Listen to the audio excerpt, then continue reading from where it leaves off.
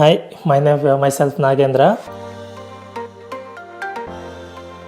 So ನನಗೆ ಇದು problem ಇದ್ದಿದ್ದು ಬಂದು ಬಿಯರ್ಡ್ ಲಾಸು.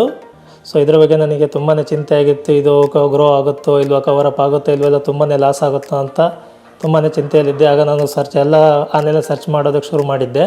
ಆವಾಗ ನನಗೆ ನನ್ನ ಫ್ರೆಂಡ್ ಸಜೆಷನ್ ಮಾಡಿದ್ದಂಥ ಹಾಸ್ಪಿಟಲ್ ಬಂದು VCare. ಸೊ ಇಲ್ಲಿಗೆ ಬಂದು ನಾನು ಡಾಕ್ಟರ್ನ ಕನ್ಸಲ್ಟೇಷನ್ ತೊಗೊಂಡೆ.